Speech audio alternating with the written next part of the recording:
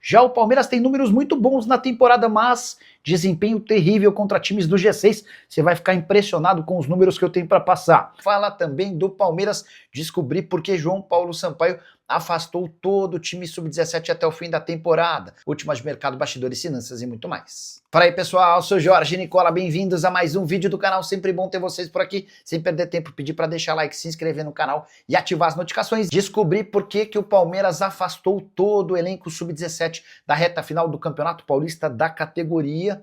Esse espaço vai ser ocupado pelo time sub-16. Notícia vazou na semana passada. João Paulo Sampaio, gerente das categorias de base, não quis justificar o motivo, mas afirmou que todo o elenco do sub-17 não vai participar da reta final do Paulistão.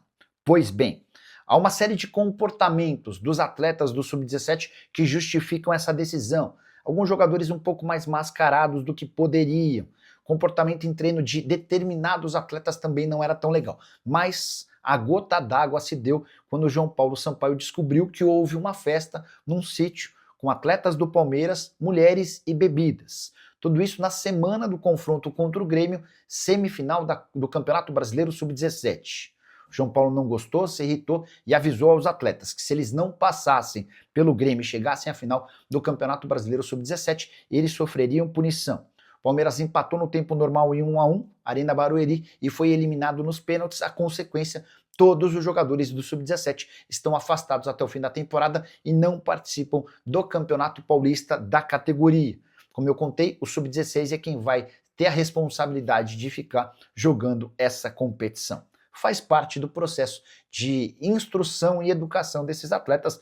João Paulo tem muito mérito na escolha e formação dos jogadores, mas também na condução, meio linha dura, em alguns momentos mais próxima desses jogadores. O Palmeiras, só para lembrar, já faturou mais de 2 bilhões e 100 milhões de reais com transferências de atletas formados na base nos últimos 10 anos. Saideira sobre o Verdão. Everton está praticamente descartado do confronto contra a LDU quinta-feira na altitude de Quito. Ele sofreu uma fissura no braço direito, até chegou a fazer alguns trabalhos em campo, mas ainda sem bola. Hora de falar sobre o Palmeiras e o fiasco do time de Abel Ferreira contra equipes do G6.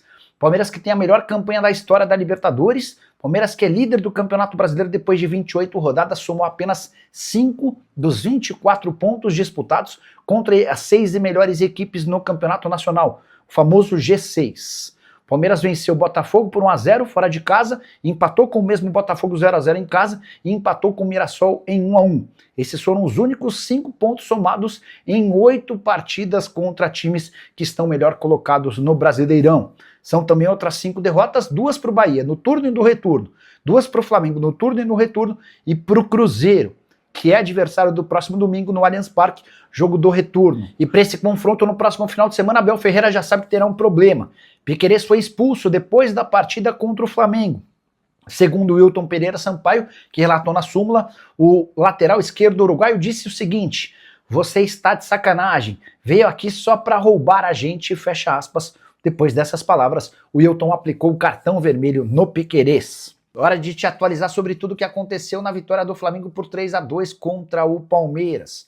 Jogo super interessante, dos melhores do futebol brasileiro na temporada, marcado mais uma vez por erros de arbitragem. Com 2 minutos de jogo, o Wilton Pereira Sampaio e o árbitro de vídeo ignoram a marcação de um pênalti legítimo a favor do Palmeiras. O Jorginho empurra o Gustavo Gomes. Já falei sobre esse tema no início desse vídeo. Queria contar como é que o Campeonato Brasileiro fica a partir da vitória do Flamengo. Hoje, Palmeiras e Flamengo têm a mesma pontuação, 61 pontos cada. O Palmeiras leva a vantagem pelo número de vitórias, 19 contra 18.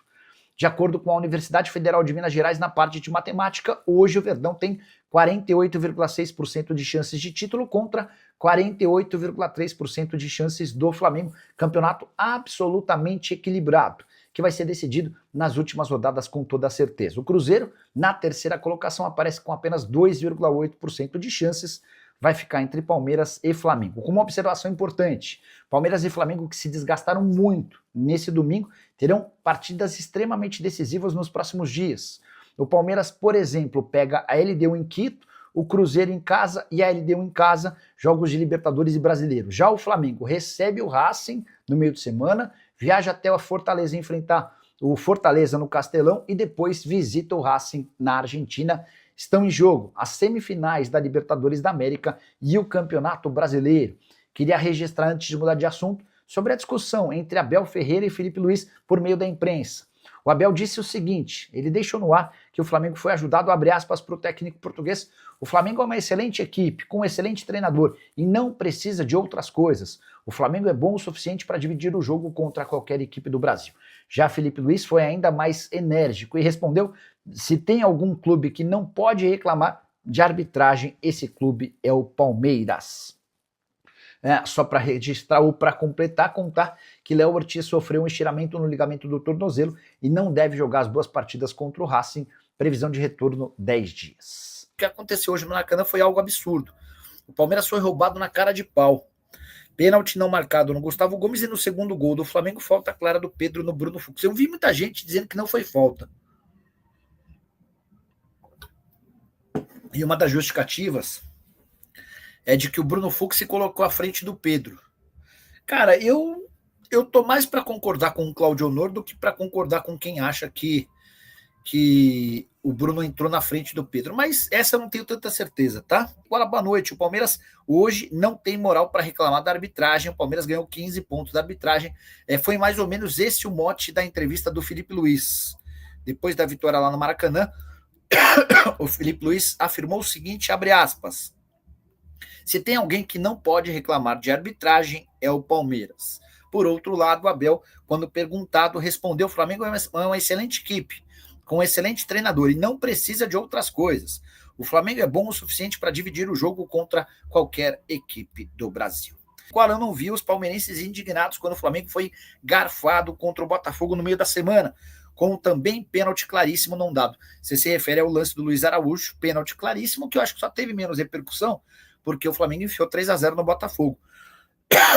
A verdade é que é um campeonato marcado por muitos erros de arbitragem. É a grande verdade. Eu não consigo entender que há favorecimento para um, que há uma perseguição para outro, que há um campeonato destinado para um. O próprio Palmeiras, no ano em que foi campeão, a gente ouviu o auxiliar do Abel dizendo que no Brasil não era um país sério, que estavam roubando contra o Palmeiras, enfim. Mas hoje, para analisar a Palmeiras e Flamengo e ser justo com aquilo que a gente assistiu, houve favorecimento para o Flamengo. Foram vários os lances polêmicos, mas aquele que, para mim, ficou muito claro foi o pênalti do Jorginho no Gustavo Gomes com 2 minutos de jogo. Certamente um pênalti que poderia mudar toda a história da partida, mesmo levando em consideração que o Rossi é muito bom pegador de pênaltis. Batida de escanteio do lado esquerdo, Andreas Pereira levanta, Gustavo Gomes se prepara para cabecear, o Jorginho completamente fora do lance, empurra com as 2 mãos as costas do Gomes. Não sei se o árbitro de vídeo decidiu interferir, se ele sugeriu ao Wilton que fosse ver o lance, mas a verdade é que o Wilton deixou a bola seguir e o pênalti não foi marcado. Tá bom? Obrigado ao Luciano. Boa noite, Nicola. O Flamengo tanto chorou que conseguiu ser beneficiado contra o Corinthians. Ô, João, eu acho que essa é a prática mais comum no futebol brasileiro. Você cria uma narrativa de prejuízo, de desfavorecimento, ou de uma equipe muito favorecida, e isso acaba sendo levado pela arbitragem, né? Então, assim, o Palmeiras, de fato, foi bem beneficiado em alguns dos últimos jogos, não dá para negar. E com essa barulheira toda feita, imagina a cabeça do Wilton hoje com 2 minutos de jogo, tendo de marcar um pênalti a favor do Palmeiras. Tenho quase toda certeza que isso veio à mente dele. Pô, não posso marcar esse pênalti, senão já ferrou. Por mais que ele imaginasse que o pênalti tinha alguma chance de ser real. Afinal das contas, o pênalti não foi marcado, o Flamengo foi muito efetivo nas chances que apareceram e acabou conseguindo 3 pontos vitais, especialmente para o campeonato, que agora a gente tem um campeonato muito em aberto com Palmeiras e Flamengo com a mesma pontuação. Vou até dar uma checada, vamos fazer isso juntos.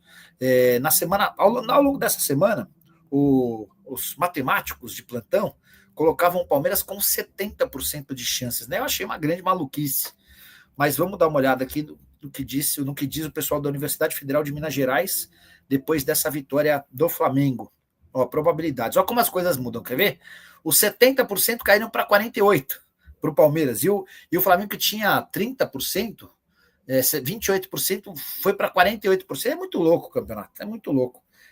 Assim, eu julgava o trabalho dos matemáticos de uma maneira mais firme, sabe? Eu me baseava muito, eu achava muito interessante.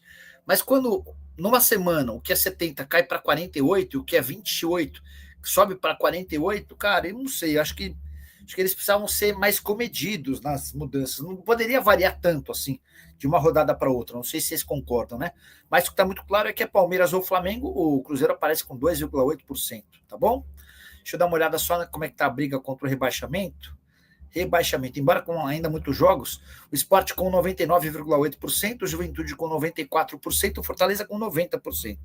Hoje, se tem alguém que parece ter chance de escapar, é o Vitória com 68%, Santos com 16%, Atlético com 10%, Ceará com 5%, o Internacional já se afastou bem, 4,4%, assim como o Corinthians, Bragantino e Companhia Limitada, tá?